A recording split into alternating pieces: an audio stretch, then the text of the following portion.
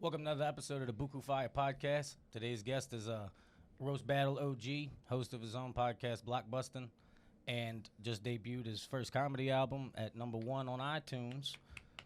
Good Guy with a Gun. The Good Guy with a Gun, Jay Light. It's me. It's me. I'm the guy. Great to have you, man. Yeah, thanks for doing this, bro. What kind of gun do you have? I don't have it in L.A., unfortunately. Fortunately? I don't even know anymore. Depends on what neighborhood you live in. I live in a neighborhood where it's very quiet and residential now, so I don't feel. I have friends of mine who live in the city, and they're like, "Yeah, I bought a gun as soon as the riots are popping up." I was like, "You guys are fucking crazy. Yeah. You don't need that." There was like a gun shortage there for a minute when all the riots were going on. There was like lines outside of gun stores. Like, all right, this is how we're going down 2020. Yep. I guess, bro. I ain't got no gun. I got two hands and a fighting chance. There you go. Yeah, it's my gun is old as hell. It's a shotgun. It's a 12 gauge but it's back in Texas. It's back in my parents' house. 12 gauge. Yeah. My boy shot an alligator in the face with a 12 gauge. It was still coming at him. He probably had buckshot.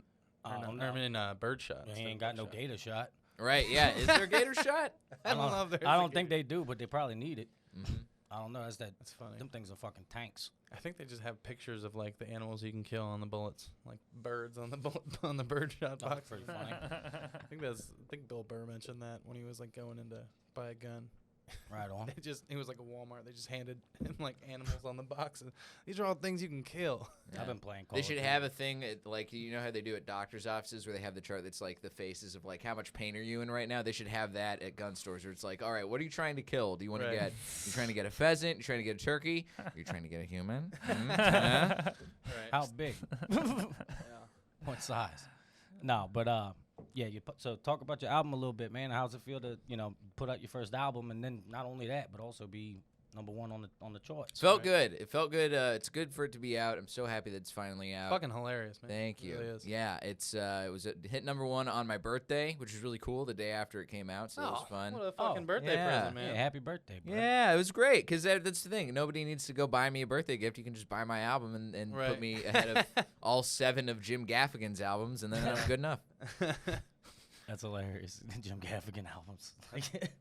Do you think he's dropped because of the recent comments that he's had? Oh, I know. He talks about it. Right. He keeps tweeting about how he's like I've lost fans and I don't give a shit, which is Yeah. great. I feel like I'm the one who broke Jim Gaffigan because when he saw that my album could be ahead of his, Right, he's just like, Then fuck he's it, like, I'm not fuck #1 this. anymore. I don't know what happened with him. I heard something happened. He went on like a 10 or 12 tweet rant about Trump and how just he's like the worst ever. So he did what everybody in California does every day. I mean, all the other celebrities that have already done it, He has a lot of Midwest So- fans. so wait a minute. But that's the thing So- is he hadn't because he's been a famously clean been comic. apolitical and clean. Yeah. But he was like saying fuck, and he was he was basically like letting it all out for the first time. Uh-huh. And now he's like, yeah, I don't give a shit if I it's if the I whole lost like you as a Brad. fan. It's the whole like anti-Trump. I'm not gonna like. It's so funny because I feel like conservatives are so against cancel culture, and then they're the ones that are like canceling the NFL and like NBA. I don't know They're nothing about who's against I what. don't want to. I'm not gonna watch if they're not standing for the anthem. Oh my god! Did you see the thing where they booed this week? Dude, Kansas City, they had. I think everybody was standing for the national anthem except for like one dude, and one dude was kneeling or whatever. Yeah. But then they had like a moment of unity where everybody like grabbed arms on the field or whatever, and then all the Kansas City fans just booed throughout all of that shit. It's crazy. Have a black quarterback Right. who's an MVP, and you're booing because they just want They just want you to stop. They just want the cops to stop killing black people. It's like, bruh, it ain't that hard of a concept to Right. understand. Right. Just don't do that. Don't be a dick. It's not. You know? Don't be a dick. It's not that hard, but it is that hard. Yeah, it's I very guess so. hard. I guess so. I mean, For trust me, some I know. people, yeah. Sometimes I want to be a dick to people, Mhm. but it is, you got to have that discipline. or Well, whatever. because that's the thing is being a dick is so easy because it doesn't require any effort. Yeah, it's harder to be It good. requires effort to be Yeah, good exactly. and not a shithead. That's exactly it. But I think Nate just said discipline. He did, yeah. I almost Which like is really spit out my funny. water. I was like, If you consistently fail to say discipline, like Yeah. that, you're disciplined to not saying discipline, right? A rack of discipline. Now you're canceled. Get out of Oh here. yeah, there I go. That's me. Quote South Park. I'm fucked. He's done. It was nice knowing y'all, bruh. My career's over before it started. Conservatives don't say cancel; they say boycott. Yeah, boycott. They put I put my money where my mind is. Right. Yeah, but I put my I'm money tired on of seeing my all mind on these my money. people on my favorite sports teams not stand. Talking about shitheads. It's so funny to me that, like, on Facebook, I got a lot of people from back home in Louisiana, and now I got a lot of people from here. Yeah. It's real funny scrolling through my Facebook, Dude, it's my like- Facebook timeline, because I hate seeing all kind of shit like that, like the politics y'all was talking about. Yeah. But it's so fucking funny to see some dude I went to elementary school with. You know, he Right. still lives down the road in a fucking shithole in Louisiana. And his fucking Trump memes or fucking whatever it is. And then right under that, they got one of these SJW friends or whatever that's fucking talking about fucking Trump being a dick. And it's just all this Oh, it's complete, literally what's the back and contradiction. forth. It's just like tennis on. Like Yeah. if you're scrolling down, it's just like hating Hillary Trump. Clinton's a reptilian. Yeah. You know? Yeah, and then there's the QAnon. You know, your QAnon family people Yeah. just posting like Oh, all the man. types of One of shit. my Those boys, people out here too. Though. one of my boys back home is one of the smartest people I know. He's also really big into all the fucking 4chan, QAnon, Right, fucking yeah. whatever shit. And he told us, he was texting us in a group chat, our boys from back home. He's texting us in group chat in like January saying like, dude, this coronavirus is going to be real, bro. Get prepared, blah, blah, blah. And I was like, shut up. Shut up. Nobody cares, and that's Right. not real. Shut up. And Now what's he I saying? messaged him the day that the NBA shut down, and Tom Hanks got it because I was in Louisiana. And I was like, well, any other news you want to report? You know? but he's just, you know, like he felt like he got a dub on that one. So he Right. thinks that every other one that he spits at us is going to be real. Yeah. And he was trying to tell me that Nancy Pelosi's burning down California to get fucking insurance money or something. And I was Man. like, they got Tony Stark weapons or some shit. I don't know. Some kind of shit. I just love how aliens got sprinkled into 2020. You know? Yeah, Just, like, aliens are all the other least shit- surprising thing in 2020. Right. Out of everything that's happened and all these like scandals and political, you know, back and forth, they just sprinkled like, oh, by the way, these are real. These are real. They're like, yeah, you can't leave your house. You can't go to work. We're Right. going to send you a little bit of money, and we're going to lie to you and tell you we're going to send you more, but we're not. Well, they by waited the way, until a aliens- year after the Area 51 raid to finally start dropping that info. Well, my boy, shout out to the dude Tom DeLonge, bro. He's the one that's doing it. Mm-hmm. Straight up. That's to the star shit. They the ones that's like behind all this fucking pushing the government to fucking slowly release it bit by bit. Right. I've been watching the fucking Marvel movies over. Like I started watching like we started rewatching There's a them like in connection. order. It's gotta be a connection. There is. Here it comes. Here it comes. I think that it might be that they pushing because like in the Avengers, I just rewatched the first one, and they talk about like when Thor came and they started building weapons for the shit, and like how it like making alien things like it's real, it can be real. I think they like slowly making the younger generation like more aware that it could be real, so that when they do, they're like, oh, where's Thor? You know, as opposed to oh fuck the aliens. You know, Man, this weed is good, huh? Yeah. Man, I didn't even Oh, smoke, and I'm shit. just like, yeah, okay, I Right? see where you're going. I don't All either. right. I don't Hey, either. where's Nate's tinfoil hat? Yeah, bro. I've also been watching The Boys a lot, so heard real government-sanctioned good things. superheroes. I'm on board. I could see Government that. sanctioned superheroes like Mr. Incredible or what? No, like have you seen The Boys at all? Uh-uh. Oh man, I've The heard it's Boys is great TV. But The Boys is basically the concept of it is superheroes are real, but they're run by a corporation Oh. that has created all of the superheroes. And a lot of the plot of the first season of The Boys involves that company basically trying to be defense contractors with the United States military. So they basically want to be like the Blackwater, but with superheroes. Okay. Yeah, So I've heard it's- it was really tight. Does Seth Rogen do something with it? Like, Yeah, he writes it? produced it. Produced Yeah, it? Yeah. him and See, Evan Goldberg. I can like buy that premise, and I know you have your podcast with all the movies that are like terrible and everything like that, Mm-hmm. and Movies that people hate. yeah, movies that people hate. Some of them are terrible though. well, like Like Ratatouille. like yeah, like Ratatouille. No, no. Yeah. Incredibles 2 though. Incredibles that was 2. that was. I is- watched that podcast eh. between you and Nate. Was it 2 weeks ago? Yeah, 3 weeks ago? 2 weeks ago I think. Nate just hating on Ratatouille the entire time. That shit was hilarious. That was a great episode. People Thanks. love that episode. Fuck yeah, bro. I appreciate you. Good work. Appreciate And we got you coming on for Midsummer. Yeah, that. Well, I got Midsommar.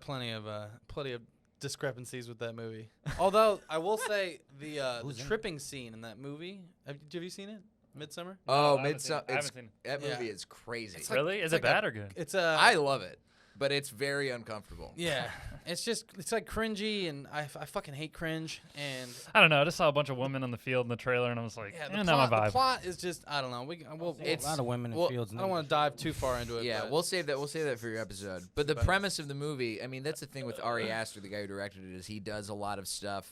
A lot of stuff being like his 2 movies that have come out that are designed to make you feel very uncomfortable. One of them is an out-and-out horror movie, and then the other one, Midsummer, is like sort of a horror movie, but it goes kind of deeper than that, and it's about like relationships and breakups, and it's just like just the fucking craziest imagery. It's like a cult. It's like a Viking cult from like back in the day, but they're not like Vikings. They're like I don't know. They're just like Norwegian people, like up in that, and they like they basically convinced like a bunch of high school trip, like seen spring break type trip where they all go and they're supposed to like, you know, be in touch with all this shit or whatever. Right. And I will say that the tripping scenes in that movie are fucking dope. That's like the first time I've seen like a realistic, accurate of what it is like to take mushrooms, because like people always just do a cop out in fucking cartoon land, you know, and animate it. But as far as the actual plot of that movie, I'm just like, okay, like the whole time I'm like, okay, and then I'm just like, this is fucking weird. Like it's definitely just super weird. But You watch It that with is your old very lady? weird. huh? You wouldn't watch that with your old lady? Yeah, me and Was my that girl her watched Oh, that's a bad movie to watch with somebody you're in a relationship with. Is it? it. Yeah, It's because it's about a breakup. Yeah. That sounds like a. it's like a Yeah, chick fuck basically that. just like bailing on her boy. I mean, their boyfriend is kind of. It's an abusive, shitty relationship. It's already a bad. toxic relationship, but Well, then they go and yeah. she just. Well, I mean, it's one. I'm Like glad I ain't seen it, and I guess I ain't gonna have to watch. It's worth a watch, but it's I was gonna it's ask, though- long. It's like 2.5 hours. yeah, I was gonna ask though. For you personally, what's one of the like the most beloved movies out there that you're just like? If you was on your, if you were Oh, a guest man. on your podcast, Yeah. Shrek. Who did you say? Shrek? Shrek? No, I love Shrek. I didn't say Shrek. Okay, I thought I heard somebody say I know, Shrek. Shrek is I'm fire. ready to defend Yeah, Shrek Shrek to is the fire. I'll death. defend Shrek. I got your back. Eddie Murphy. I love Shrek. Shrek's great. Shrek is a great satire. I mean, the one that comes to mind immediately is, as far as a classic goes, quote unquote, is Lawrence of Arabia. Oh, okay. Lawrence of Arabia. Bro, I don't know if I've seen that. I ain't seen it. It's a movie You from don't like need to the- see one it. of Yeah, the it's from OG. the 70s. It's in all the screenwriting. Yeah, I think it's like 71 or 70, and it's one of those movies that everybody is like, oh, it's so great. It's one of the first great epics. It's a great war Right. movie. They read that in a book. Yeah, and it's got the greatest cut in cinematic history, because there's this one edit where Peter O'Toole's character blows out a match, and then it cuts to the sunset over a desert, or the sunrise over a desert, No.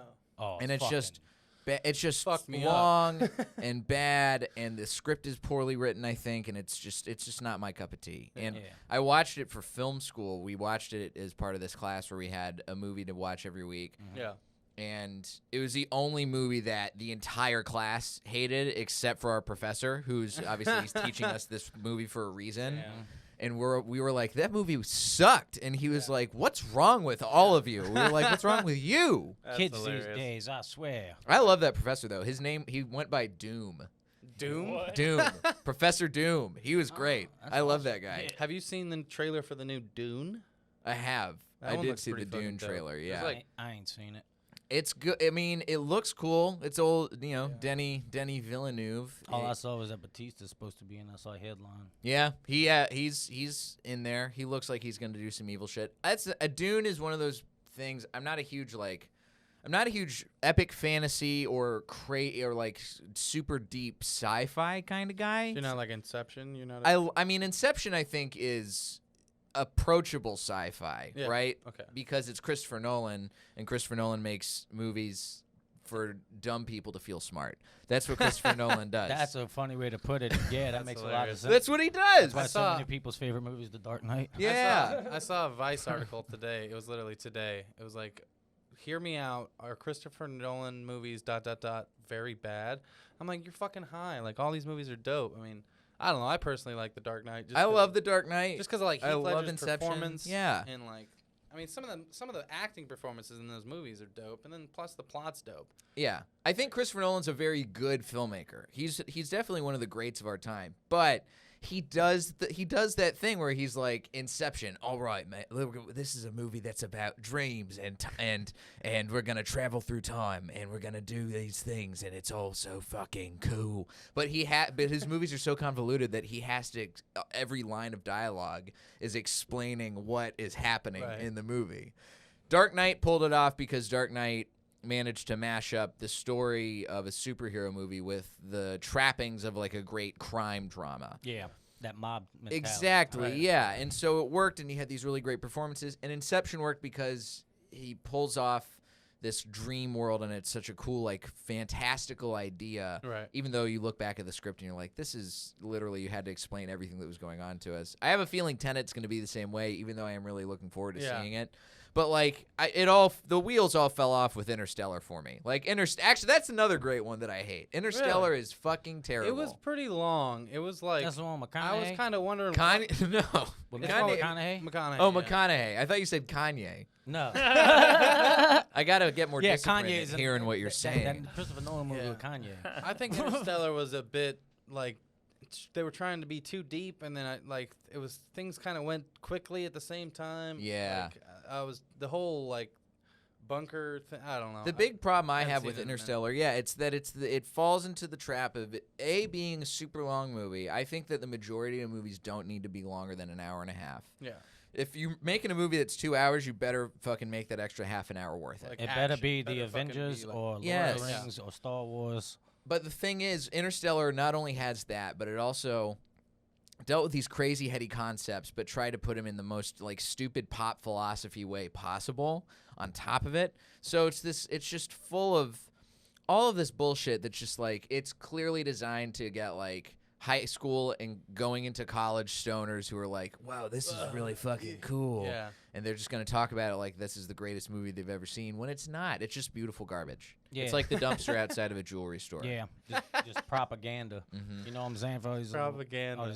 But for every movie where like Interstellar, Christopher Nolan also makes Dunkirk, which I think actually legitimately is one of the greatest war movies. Yeah. But also, it's just almost a silent movie. There's barely any dialogue. It's all just the crazy shots, and you have this ticking time. Right. It's great. Did he do that movie Memento? Yes. My boy told me, I haven't seen it yet, but I do have it like on my queue to watch. That's with the young Brad Pitt, or no? I think it's Guy Pearce. Guy Pearce, and I think I feel like Colin Farrell's in that movie, but I know he's not. Probably. I'm pretty sure it's just Guy Pearce. Yeah, but it's like an older, like early 2000s, I think. Yeah, I think it was 2000 or 2001. Yeah. He got nominated for original screenplay for it. I remember that. All my boys went to film school. Always talks about how good that movie is. Yeah, so. Memento's good. Yeah, I meant to watch that one, but anyways, but yeah, so fuck Christopher Nolan. Fuck Christopher Nolan, but I love you, Christopher Nolan. Yeah, exactly. I know you are a big fan of the Bookoo Fiya podcast. Exactly, so dude. Thank you for Nolan, listening. If you're watching, I ain't saying it like that. I'm saying don't get in your head, bro. You do some good shit. Don't overthink it. I am excited to see Tenet. I am gonna go see that now that it's playing in drive-ins in LA. I'm gonna go see it. Yeah. Speaking of my girl hit me up about that, and then they just bounced and went to the beach instead. I was like, it's like 10 o'clock at night. What are you doing?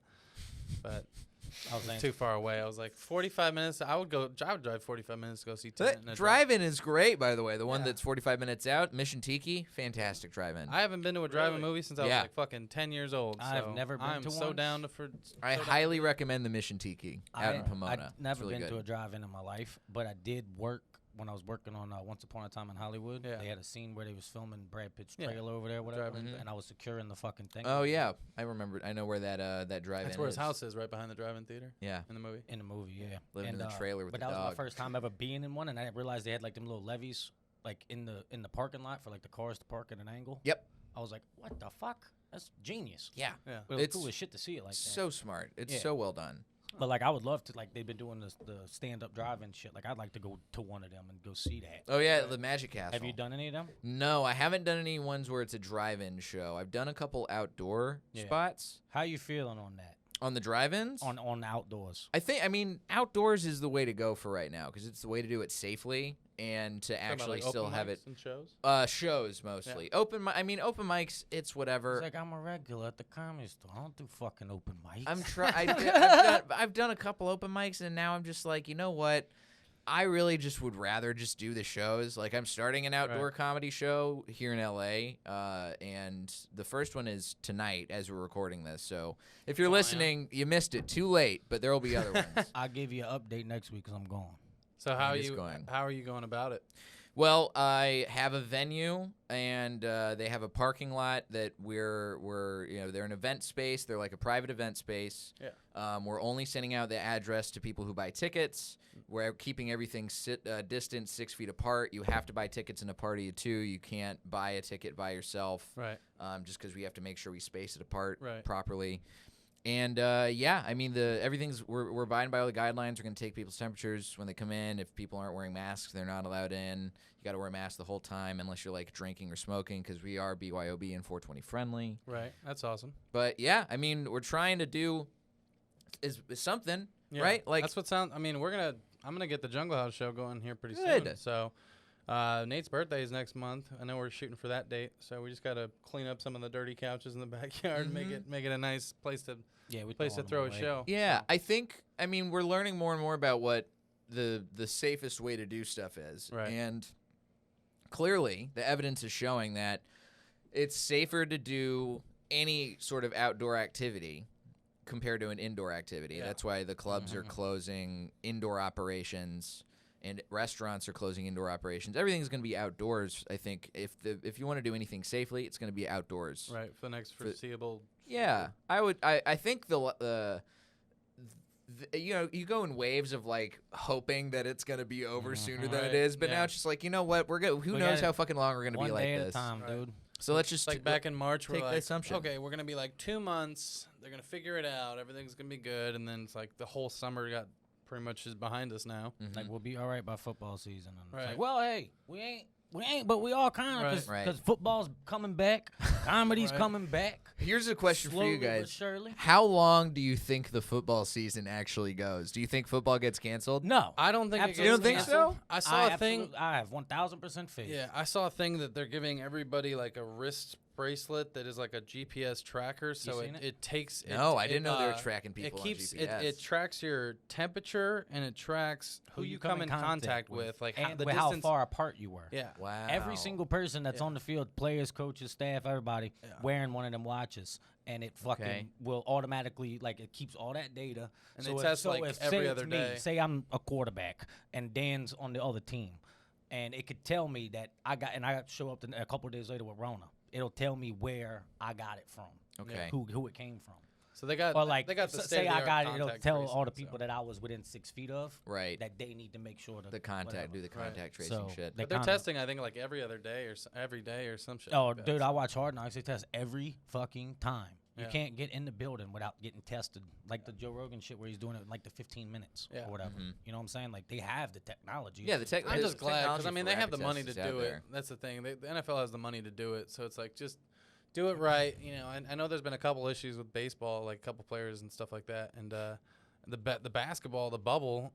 What's his name? House for the Rockets brought a COVID tester up to his room, like a chick. Up to his room for a couple hours, and they kicked him out of the bubble. Ah, damn. I was like, but that's the way to fuck in the bubble, though. You can't bring anybody from outside, so fuck the COVID test. Right? She's the one that tests. Yeah. If anything, she's right. She could be performing it as you're hitting. Checks the bag. You know, want us all to beat off for the whole fucking time, right? I mean, I remember hearing at the beginning. I guess House has like a family and like kids though. So like, all right, well that's bad. Yeah, Daniel House for the Rockets. Oh, dude, he's talking about the fucking doctor. No, this is House is a player on the Rockets who brought in the COVID tester to fuck him. House banged a nurse in his apartment. Yeah, in his bubble. But how? Probably just a prostitute in an outfit. She's like, no, she tested yeah, COVID. She's a nurse, but she's wearing like a Halloween nurse costume where it's like her tits are out and her skirt is up to her fucking. He's probably talking to Lou Williams, who got chicken wings from the Magic Castle. I'm sure that's all he did from the Magic Castle, the strip club. Mm-hmm. The Magic or not? It was I think that's what Magic it was City. Magic City. I'm sorry. Oh, I know Penthouse. I know Hustler. I know Little Darlings. Spearmint Rhino. Temptations. Oh my goodness. Yeah. Spearmint Rhino. Lodge. I've fallen asleep in that strip club before. Man, we had a strip club back in Colleyville, or around Colleyville where I grew up, and outside of Dallas, called the Lodge. And I remember, so I went there on my. Sounds like where some burly chicks go. I went there on my 21st birthday. We went to as a birthday gift, like my parents and some other friends of theirs like chipped in and got me a lap dance. They got a limo to take me and damn. some friends around to go bar hopping for the night, so we could like safely be bar hopping. Nice. And eventually we were like, all right, we gotta go to the strip Right. club. We gotta do it. Like, gotta take the limo to the strip club. And the place we were originally going to go is this place called Baby Dolls, which is that's just like the place that you know, because you see, even if you're not like up to date on strip club culture in the Dallas-Fort Worth metropolitan area, you're driving past Baby Dolls if you're going to go like any, because you see the bright sign. It's a prime location. It's right on the way to like the ballpark in Arlington and to Texas Stadium. It's very obvious where it is. Yeah. And I remember where I was like, all right, we're gonna go to Baby Dolls. And then the guy who's driving our limo was like, no, we're going. This is where I would go. Well, let's go here. And we were like, all right, yeah, we trust you. Yeah. He took us to the Lodge, and they had a fucking waterfall inside. That's classy joint. Damn. And I remember I blacked out that night. But one of the last things I remember, I went to the bar to get a drink. Somebody bumped into me, and I dropped my glass and like spilled it all over the ground, and someone was coming to clean it up. And I looked, and the limo driver was like across the room eating a steak, and he like cheersed me, and that's the last thing I remember. That is so goddamn funny. Dude's I like, guarantee that limo driver got money to bring people to the strip club. Oh, for sure. Yeah, he must have gotten He kickbacks. got that steak for free for bringing the boys. He drives a fucking limo company, and half the time people in limos are going to the strip club or something of the sort. So he probably you gotta have a hustle if you're the limo driver. That's such a funny. Hey, I brought you 8 drunk dudes. They're probably gonna drop $80 a piece. Whatever. They're hustles. I do. I had got a lap dance from a stripper at that club, and she was really nice, but I do remember at one point she was like blowing on my glasses, like hot air to fog the glasses up, but she had bad breath, and I'm like, come on, if you're gonna do that move, like I appreciate you have a mint in your Thank purse you so the much. The go for it, but put pop an Altoid. Yeah. I had to remind myself of the strip club name in Houma, Louisiana. The G spot. Bayou Angels. Bayou Angels. Oh yeah. I do. I remember. I think I went there once. That's hilarious. Yeah. And it looks just as much as you'd imagine, just a shithole. They had one in there, Bayou Angels. You're right. I think I did go there once. That's you great. Ever went to the G spot when it was there? No, I remember. What was the one in Houma? There was Lucky's. It was one by La Casa. Like Ace or some shit. It was by La Casa. I don't remember what it was. Yeah, it was something like Lucky Larry, something weird like that. It was like an uncle's name, and I'm like, I don't know, dude. I know. But if it's an uncle's name, you can trust that it's probably a good strip club. Yeah, yeah, you're right. But that scene you were just talking about in my head was so funny. Of your boy just like you like dropping your drink and fucking getting titties and your birthday, your boys are partying and he's just over there eating a fucking steak with like his napkin around his neck and shit. Right next to the waterfall. Drinking he knows. He's in the classy joint. He's like, I'm a bougie bitch today, bro. Just drove up in here in a limo eating a steak next to some titties. What you want to do? He probably got it for free, You said the lap dance. My boy, it came to mind. One of the strip clubs in New Orleans is called Chi-Chi's. It's on the East Bank, and it's predominantly, urban place. Right. And very Hollywood for you to describe something as urban. You've been here a very long time. I'm learning. Yeah, it's a bunch of black people. And, they drink a lot of Sprite there, if you know what I'm. Yeah. No, it's an awesome place. And we lived. Me and my roommate at the time, we lived right next to a Walgreens, and we'd always go to Walgreens for cigarettes and shit. And the 2 chicks that worked there were fine. Two little black mulatto chicks over there. And we hang out with them one time because we ran into them at the bar. And they were like, we going to Chi-Chi's. And we're like, all right, we coming. And our boy Jean-Luc was with us, and he came too. And Jean-Luc was like, all right, bro, I'll go to the strip club, but I ain't spending no money. I only got $100. I was like, all right, bro, whatever. I was like, come on. And we get over there, the cover's $20, whatever. So Jean-Luc gives him $20. We all get in there.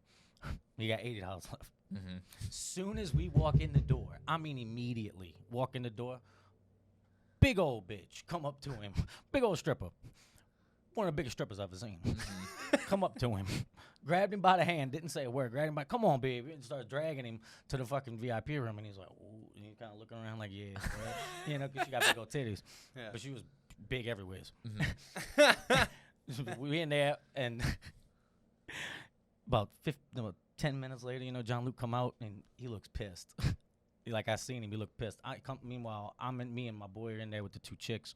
And I got a dollar bill on my head. The tripper's taking it off with the ass cheeks off my head. That's hilarious. And he's pissed. He comes up. He's like, sons of bitches, why y'all? I'm pissed. And I was like, what? What happened? He's like, I spent all my money on the ugly one. Damn.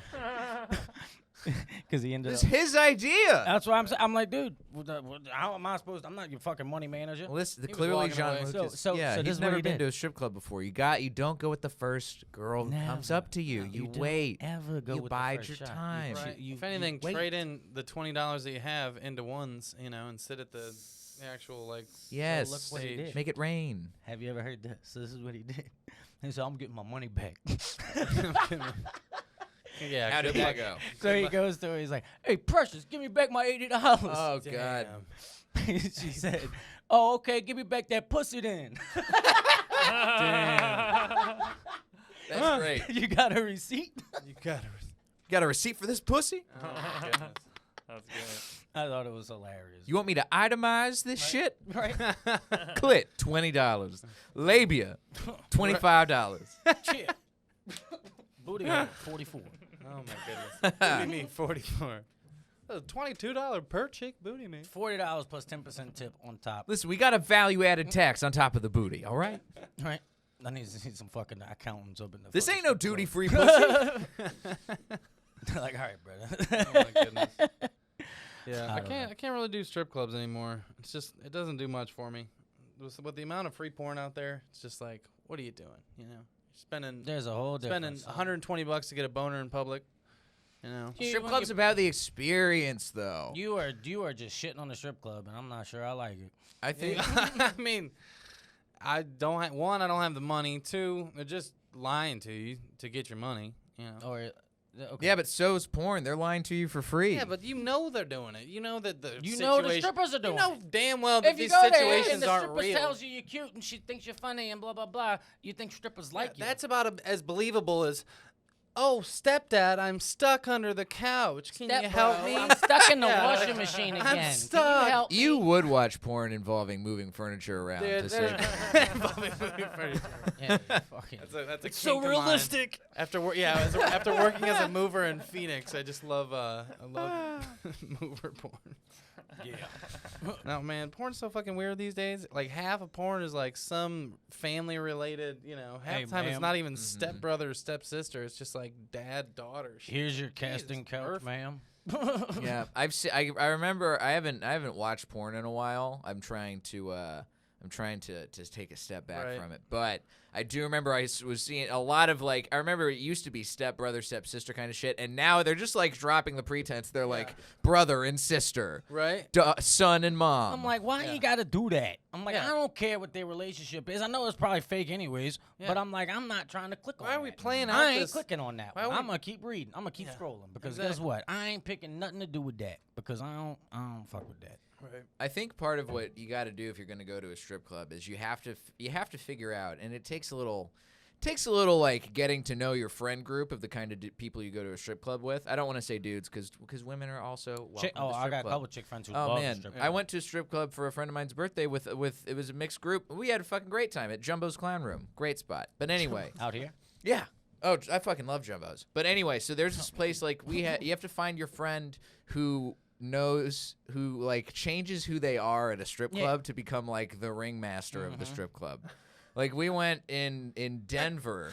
We were out there doing some shows, and it was Frank's birthday, Frank Castillo. And we went out there, and there was like 5 or 6 of us who every night we would go out to a strip club while we were there, just because it's like his bachelor party. Also, we're kind of looping it all in. Yeah. And this one guy who I won't name, I'll say after the podcast. It's someone you guys all know, but he is just like as soon as he goes to the strip club, he like comes alive. Like the switch flips. The persona comes on. And he just is like, hey, this is my boy's, it's his bachelor party. We're going to buy him a dance. And all the women go over to him. And we went to this place where they like, this was my favorite night. We went to this place on the recommendation of some local Denver comics called PTs. They have a few branches. I get, like, do you call a branch like a bank? Like, or is it a franchise? But they had, so they have PTs. They had 3 versions, right? Three branches of PTs. One of them we tried to go to, we couldn't go to because there had been a shooting at the club. Or not, I don't think it was a shoot. I think it was like somebody had gotten beaten to death with a baseball bat like earlier that day. Fuck. So they're like, all right, you got to go to the other PTs. So we go there, and it's empty. And it's empty at like 11 o'clock at night, and we're like, all right, we're gonna bring the party. And our main man, we all sat down around a stage, and he started calling all the girls, and they're like, it's Frank's birthday, and they pulled Frank on stage, and they like they took his shirt off, and like spanking him. We're like, this is great. And all of the girls were super appreciative because they're like, you guys are fun. There's like literally, I think, before we'd gotten in there, including strippers, there were 5 people in there. Damn. Wow. And then all of a sudden, they all just coming out of the back because they're like, there's fresh meat, and they're cool. Yeah. They're like fun. They're down to have a good time, and it was great. We were there for like an hour, and all the girls were like, "You guys, this is great. This is so fucking boring beforehand. You guys, thank you guys y'all know for what not you're doing." being weirdos and coming to party with us. Yeah. Because that's, if you want to go to a strip club, you just got to know it's like we're just gonna have a good time, right? You can't be. I don't want to be the dude who's just like sitting dour at a strip club, just like throwing a one out. Like clockwork just every 5 frown minutes. On his face. You see those people just pull up with like a fucking stack of just like $80 in ones, and just like. You see that, and you also see the ones where the dudes go over there with 5 ones, and they are very stingy with those ones, and they make you do $20 worth of work for that one. Yeah. And they also got the dudes who will ball it up and throw it at them, which is fucking funny. I've never seen that. Oh, dude, in New Orleans they do that. Seen at that? They do that at Penthouse. They'll be on the fucking bar. They'll be sitting at the bar, and the bar's from me to the fucking back wall. Yeah. And they'll ball it up and just throw it at them. Yeah. I don't know, man. I fucking love the strip club. To get off of that, I guess, but to stay. Okay, I got one more for you. The first time I ever went to a strip club, I was 18 at the time, and you could be 18 to get into some of them in New Orleans, but you gotta be 21 to for the ones get to into drink. like Right, to drink, get in, yeah. whatever. And I used my boy John Kerry's ID. He's black. and I was with him, and I was like, he was like, all right, let's go to Scores. I was like, all right, let's go to Scores. He's like, you'll be 21. I said, well, let me use your ID. Because we both worked at the club in Thibodeau. I was like, let me use your ID. It'll be funny. So I go up to the bouncer, big old black dude. I go up to him like, what's up, my brother? Give him the thing. He looks at it, and he looks at me. And he busted out laughing. Because my boy's standing right next to him. And he's like, come on, bro, have a good time. Yeah, let's do it. There you go. Got fucking blasted. That's New Orleans for you, man. That's hospitality. Yeah, and that's what I'm saying. And that's, that strip clubs are awesome. Don't shit on them. But how dare you, Dan? But you was talking about Frank just now. I had fun at the roast battle the other night. That was a good time. Oh, that show was hilarious. It was just you and Sarah, the whole show. That was great. And you on the sound effects. Coach Jay over there. That's racist. Assistant Coach Jay. That shit was hilarious, man. That's been my favorite thing about doing the roast battle in this version now, because it's getting that soundboard and figuring out like what are the good drops, right? What are fun things to throw in.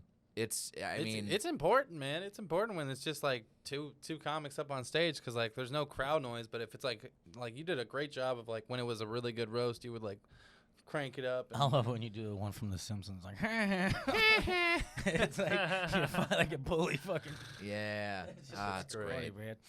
But no, that's what I was saying. Is like I'm super appreciative that they still have that going, and thank y'all for keeping that going, because that's one of the only things I've been able to keep being consistent, having some kind of comedy in the game. That's right.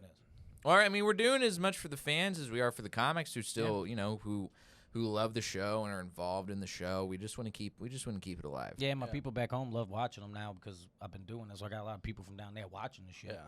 Because I'm trying to get into roast battle as well. Do it. I gotta talk to who I gotta talk to get scheduled, but I mean, I don't think I can come out and battle Nate just immediately. I think he's a little higher up. Nate's Nate's coming up. Nate's coming up in the world. Nate's getting challenged by all these people. I said, Right. I'll battle all y'all. I don't give a fuck. Game, coach. Anybody who wants it can get it. Yeah, can get Call Nate's only hands. get these verbal hands. You know what I'm saying? No, I've been having fun with it though, man. And you know, like last week, I know another chick challenged me, and somebody else said they wanted to do it or whatever. I was like, dude, I'll do it. I don't care. But I don't know how they had, like, Moses had mentioned, like, on the thing that they were, like, having problem booking people. I was like, who the fuck is not trying to do that? Right. I think it's a lot. I think a lot of people just don't.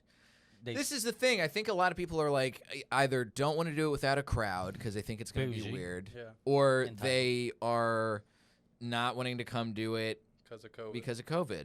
Yeah. And listen, They I scared or they understand the second thing. I understand the not wanting to do it. Like we're following all the safety precautions that are required for a production like what we're doing, right? We're keeping you've seen there, you've seen it. Yeah. We're keeping everybody distanced. We're It's sanitizing all everything. It's all by the book. Yeah, all by the book, and even a little better than the book, I think. Right. Like you're super like strict on it, which I like. But that's the thing is like even with all that, there's still going to be people who don't feel comfortable, and I totally understand that. But the first thing, it's like if you're weird about there not being an audience, don't forget there's an audience online, Right, and outside. I brought. It's not by no means is a fucking roast battle a bringer show. Right. But I brought fucking 10 people because my friends from New Orleans, like a couple of them live out here now, Mhm. and they were like, I posted like I was doing it, and they were like, you can watch it on the patio. I said, yeah. They were like, all right, we coming. Yeah. Like 10 of them come over. One of my boys, Derek, spent like $500. That's great. Big on drinks. Fuck yeah. Just getting people shots and drinking and shit. We had a good time. That's what we need. But if you're being bougie and not wanting to be or entitled or whatever you want to call it to fucking not be in front of the crowd is outside watching it live. Mhm. Yeah. They're still there.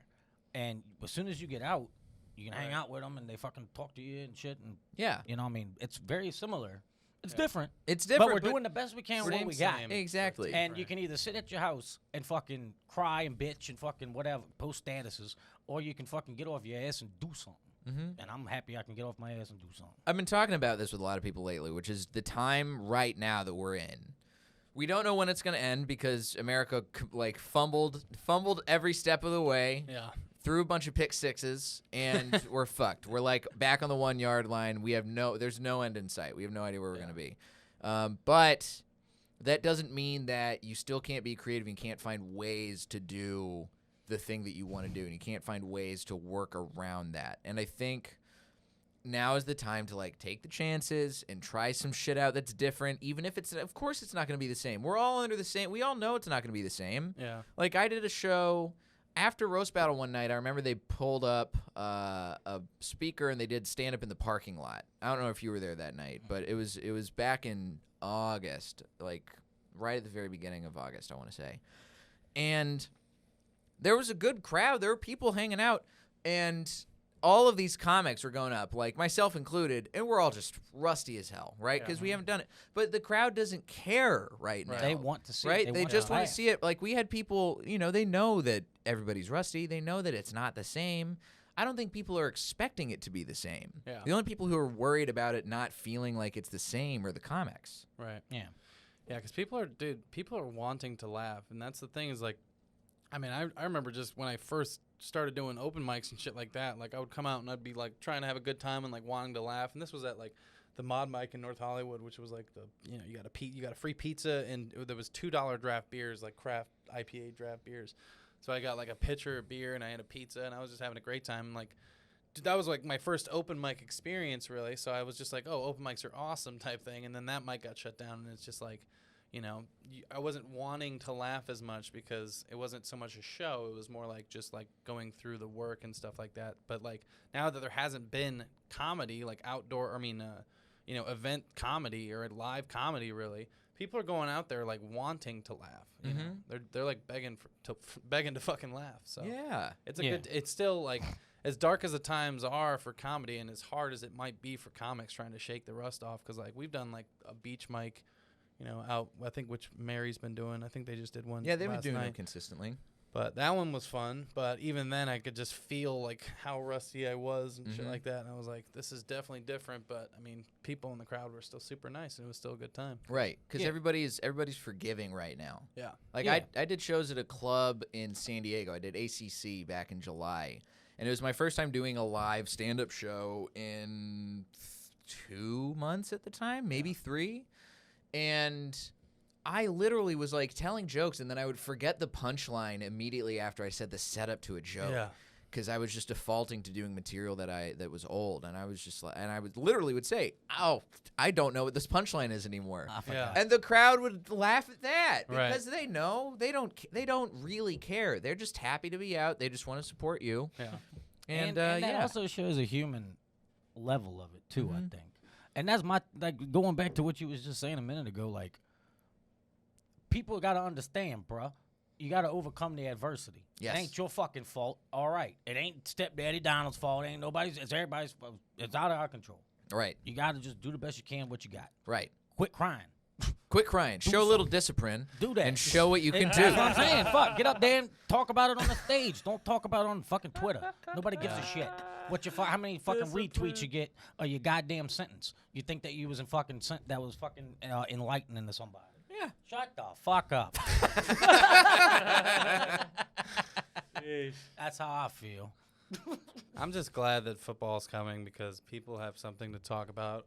You know, like I'm glad like sports finally came back because for like 2 to 3 months there, man. I mean, it was just tough to get on any kind of social media without seeing just blatant like politics or coronavirus, and it's just like people get tired of fucking like. Where's my money? Yeah, people get tired of talking about it, man. Like, and people, like, even family members, like, especially if you don't agree with one another, you can, like, really get into some, like, heavy arguments and shit. And, like, you can, or you can do like me and just not talk to your people about that shit. Yeah, but if you have a Facebook, hey, y'all all right? get Good. on it. It's how's like, everything else going? Right. I don't want to hear about it. Man. Yeah, I am happy that because I got fantasy leagues I can pay attention to now and talk shit in group chats again. We're gonna ask if you played fantasy. Yeah, we were gonna ask because I was gonna say we could get you because I do a lot of I mean, we talked about it last podcast with William, but I've been doing a lot of these parlays, like these small little parlays, gambling but like 12 parlays. Gambling dance parlays. See, I don't. That's the thing. I don't do like the daily fantasy or the betting. I just keep it like fantasy football. Draft fantasy my team. Football, do my draft. savings, I do my research. I check the waivers. Yeah. Any gambling, it's just like it get too much for me. Yeah. It's too much. I think Dan had a pitch there's thrills, man. I know. $5 parlays to win like $1,700. Dan's not recruiting you to the dark side. He did want to offer you something. I was gonna say if you wanted, we'll go through the 12 games that are tomorrow. We're gonna call it Jay's. We're gonna call it Jay's parlay. I'm unemployed right now, so I'm. But I'll go through. No, he's gonna put up the $5. I'll put up the $5 and let you pick. and then let's do that. If we win, I'll give you half. All right, this feels like a network marketing pitch here. Right? Like, this does. Look, and then you get another friend. Yeah. Is this fucking Amway for sports betting? All right. We got Bears and Lions. Bears and Lions. Where's it playing? I think it's at Detroit. At Detroit. Okay. I'm gonna say Bears. I'm saying Bears too. Yeah. Okay. Lions are gonna come out looking shitty on their first game. Out. So I got 1% on my phone, so this could be cut short. Oh my god! What a gamble! We're really gambling. Browns and Ravens. Ravens. Easy. Packers, Vikings. Vikings. Oh. Colts at Jags. It's supposed to be raining. At Jags. Yeah. Jags. Jags? Yeah. That's a plus 300. I'm taking it. Listen, Vegas at Panthers. Colts are all right. Vegas at Panthers. Vegas. Yep. Vegas. Dolphins at Patriots. Cam's first that's game. a tough one. Cam's first game. Patriots are heavily favored. Yeah, I'm gonna go Patriots. I want to see Cam. Jets, come out Bills. Jets at Bills. Bills. Easy. Eagles at Washington. Eagles. Eagles. Seahawks at Falcons. Oh, that's a tough one. Because I love both these teams. Shit. I'm gonna go Seahawks. I edge up to the Seahawks. There you go. Chargers at Bengals. Shit game of the week. Bullshit. Joe Burrow's first game in the NFL. Chargers. Damn. Hater. Cardinals at Niners. Niners. Tampa at Saints. Saints. All right. Right. I think I was it's about gonna be to that say, one's get gonna be a out the fucking shootout. studio. That one's gonna be a shootout. But I'm gonna go Cowboys Saints. versus Rams. I gotta go Cowboys. Cowboys. All right, we can only do 12, so I think the There Cowboys it is. game. We got to Okay. take the Cowboys. So we're game putting out. $5 on that. We Put- win, we'll give you half. All right. Let's see what it says. So it'll be 5 to win. Parlay, where is it? Intense. Dun dun dun. 5 to win, $2,619. All right. Well, so you win a G if So, those yeah. picks win.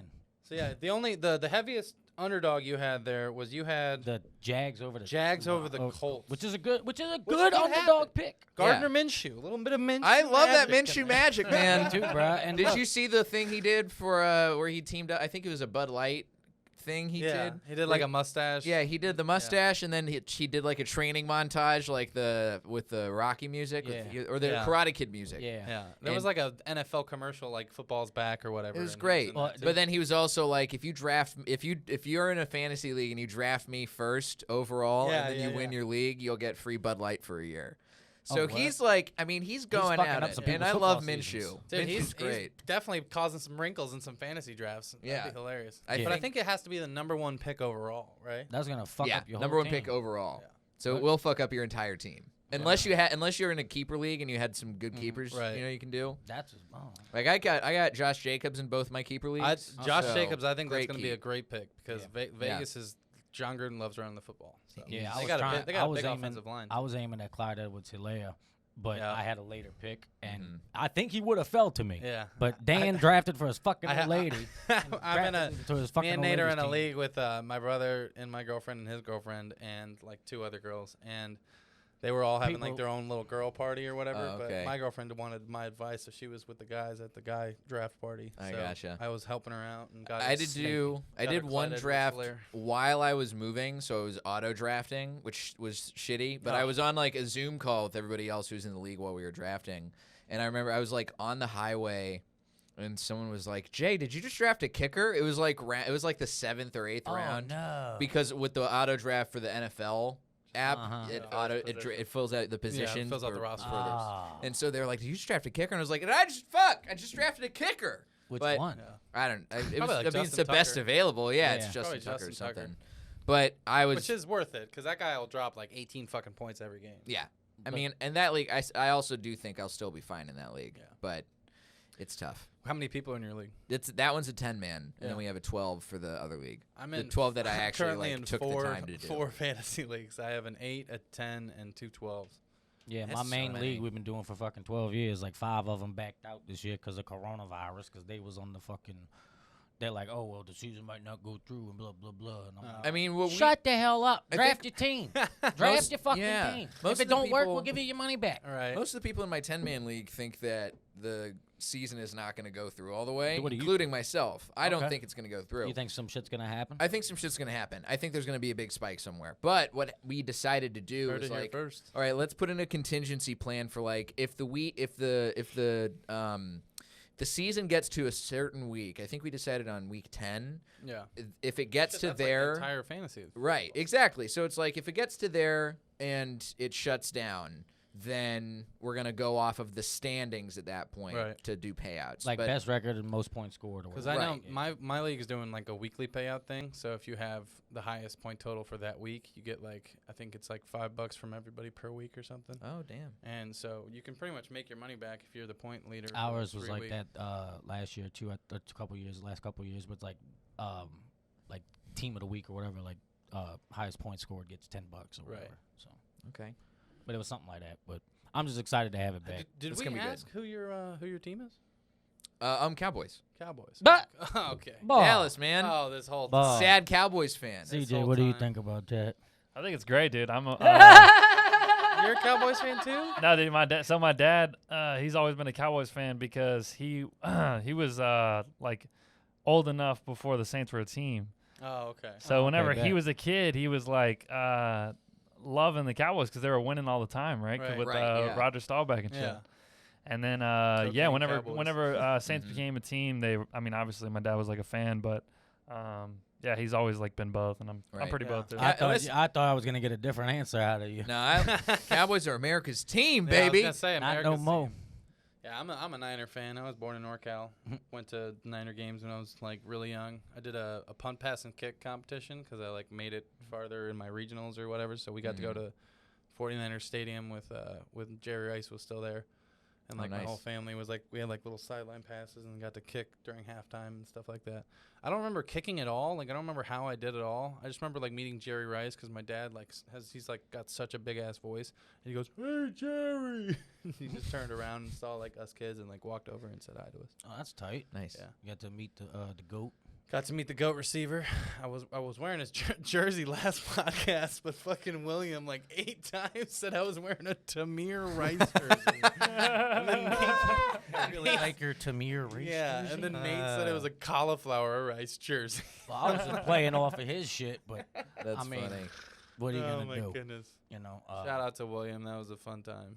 Yeah, it was, man. This has been a very fun time too. I appreciate it very much. Appreciate you Nate guys. drank his first hard seltzer last week. Congratulations. No. I was disappointed in myself, but I did it for the sake of the podcast. Yeah. And Did you do it on air? Yeah. Yeah. Okay. Because William offered it to me, so I was like, I'll drink it. You got to do it. I can't say no. Yeah. You gotta I try could, it. You know. I had to try it so I could keep bitching about it and not say I didn't try it. Right. It was garbage. But So do you have? I know you got the show tonight. Show tonight, and keep your eyes out because that will be theoretically something that we're doing recurring either monthly or maybe bi-weekly depending on. I got to talk to my co-producers tonight and see what the deal is, but we're gonna do that hopefully more than just tonight. So if you want more info on that, go to my social media at DietJ on Twitter and Instagram. I'll be posting about all that there. hell yeah. Such a great hand. Chirp and Turf Yeah. out in sunny Burbank, California. Nice. Even though it's Chirp and nighttime. Chirp and Chirp and turf. Turf. Chirp and turf. Because it's Everybody on got a AstroTurf. next. Everybody got a next tell. Yeah. We all Yeah, so go at Diet J. You can follow and see when the lineups and dates and show times will be at. do That's that. awesome. And also, where should they go listen to your album at? My album, Good Guy with a Gun, is available wherever you get your music. Go buy it. Go stream it. Do whatever you can to throw a little change in my pocket. Oh yeah. And you can also listen to my podcast, Blockbusting, which is available wherever you get podcasts. Hell yeah, go do all that, and especially listen to Blockbusting because I was on it. Dan's about to be on, and it's fucking hilarious. I was listening to the one where Robin Tran was bitching about Lion King. Yeah, that was funny. Great that was funny. episode. The new Lion King or the The No, old the one. OG well, one. Yeah, all it was pretty funny. It was a very funny fucking episode. But yeah, go check out Jay's comedy shows, comedy albums, comedy podcasts, all this shit. He's a funny dude, bro. And appreciate you coming on very much, man. Thank you guys. J-Light, everybody. Bitches, see y'all later.